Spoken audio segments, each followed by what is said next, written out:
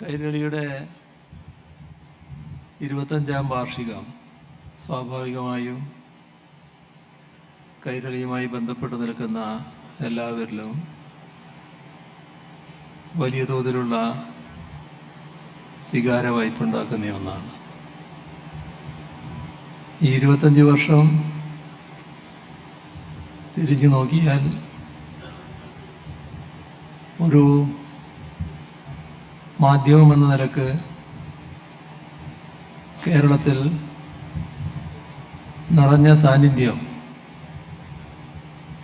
കൈരളിയുടെ പ്രവർത്തനത്തിലൂടെ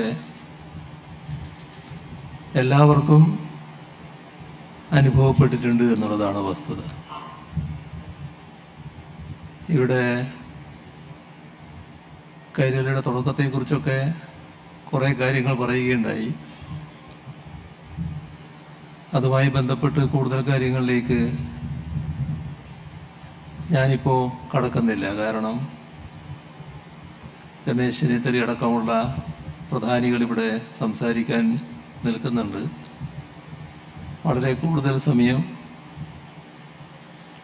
ഞാൻ തന്നെ എടുക്കുന്നത് ശരിയാവില്ല എന്നാണ് തോന്നുന്നത്. പക്ഷേ അന്ന് ഇവിടെ നേരത്തെ സ്വാഗത പ്രസംഗത്തിൽ പറഞ്ഞതുപോലെ ഒരു കൂട്ടം ആളുകൾ, അതൊരു വസ്തുതയാണ്, കെട്ടിച്ചമച്ചതല്ല, ഇത്തരമൊരു സ്വപ്നമെന്നേ അന്ന് പറയാൻ പറ്റൂ, അവതരിപ്പിക്കുകയായിരുന്നു. അപ്പോൾ നല്ല ആശയമായി തോന്നിയതുകൊണ്ട് അതുമായി സഹകരിക്കാൻ ഞങ്ങളെപ്പോലുള്ളവരും തീരുമാനിച്ചു. അതാണ് വസ്തുത. പക്ഷേ അത്തരമൊരു കാര്യം യാഥാർത്ഥ്യമാകണമെന്ന് ചിന്തിക്കുന്ന ജനങ്ങൾ, മലയാളികൾ പൊതുവിൽ, നമ്മുടെ നാട്ടിലുള്ളവരും നമ്മുടെ നാട്ടിൽ നിന്ന് ഈ നാടിനോടൊപ്പം എപ്പോഴും ഹൃദയം ചേർത്തുകൊണ്ട് പുറത്ത് ജീവിക്കുന്നവരും, പ്രത്യേകിച്ച് ഗൾഫ് രാജ്യങ്ങളിൽ ജീവിക്കുന്നവർ,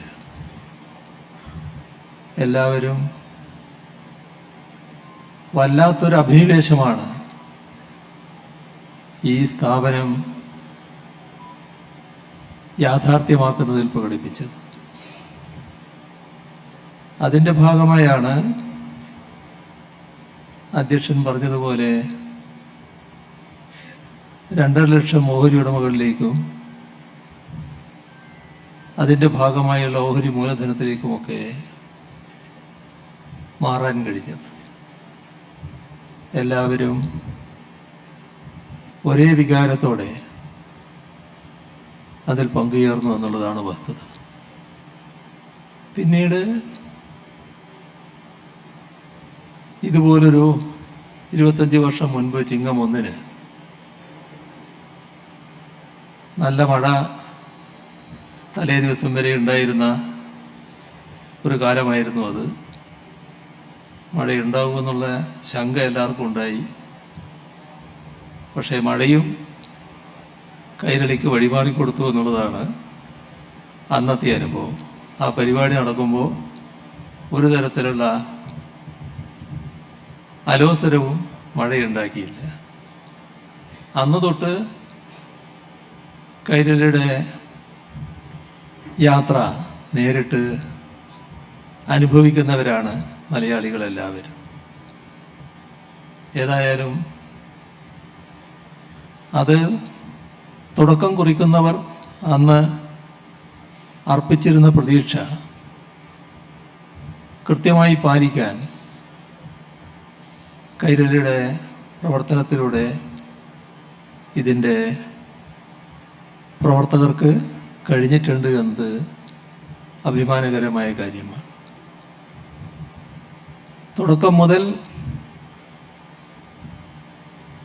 ഇവിടെ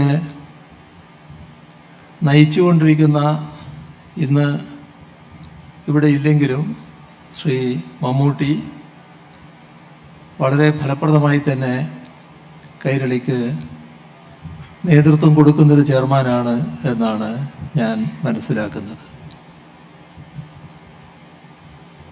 മറ്റ് ഒട്ടേറെ പ്രധാന വ്യക്തിത്വങ്ങൾ ഇതിൻ്റെ ഭാഗമായി അണിനിരന്നിട്ടുണ്ട്. നല്ല കൂട്ടായ്മയാണ് കൈരളിയുടെ ഭാഗമായി സൃഷ്ടിക്കാൻ കഴിഞ്ഞിട്ടുള്ളത്. തുടർന്നും ആ രീതി